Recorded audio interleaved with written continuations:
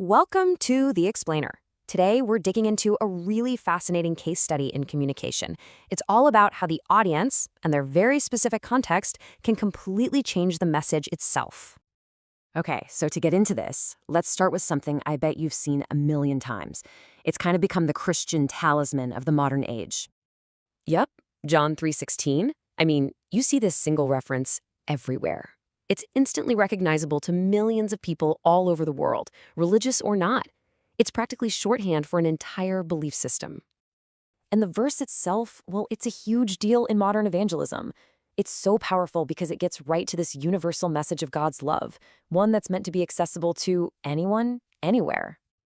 And it pops up in some pretty wild places. Our source material points out that it even shows up on supermarket shelves in Southeast Asia, just sitting there with no other comment. And of course, the classic bumper sticker, right? You're driving down the highway, and there it is, a quick, simple message for a massive public audience. The source also notes it's used in these incredibly intense, high-stakes personal moments as a symbol of last resort hope. It's clearly meant to be a message for everyone. But here's the puzzle. Here's the kicker that our source material really wants us to wrestle with. If this is the central message, why is it that when the church first started its outreach, this message of love is just gone? It's completely absent from their sermons to their very first, and you'd think most important audience. So why?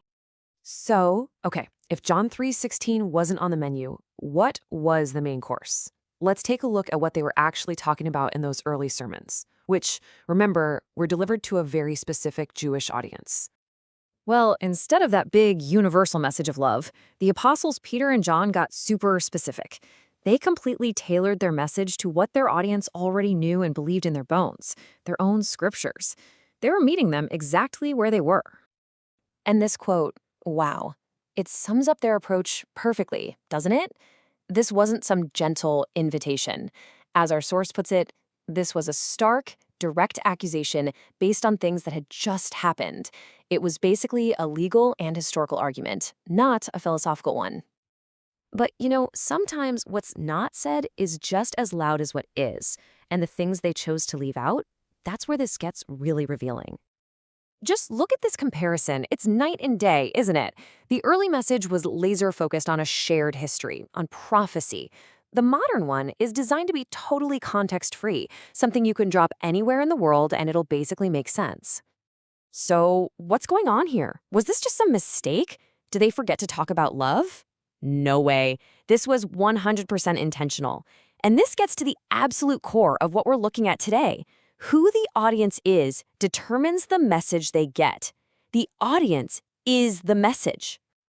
And this really shows us a super powerful principle of communication.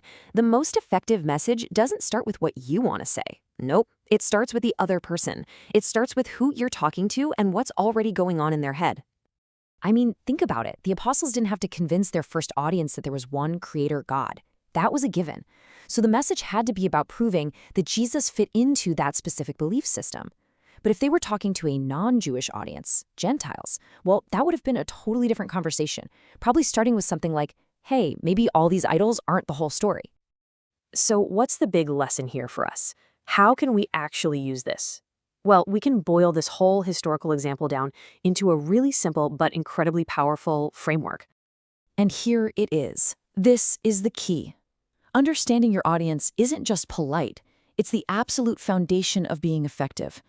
The message for the Jews was an exception because they were an exceptional audience. They had a unique historical and religious framework that no one else had. It was a special case, not the one-size-fits-all template. And that leaves us with a big question to chew on, right? If every message has to be perfectly tailored, can any message ever be truly universal?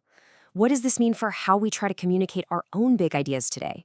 If we change the message for everyone we talk to, are we still saying the same thing?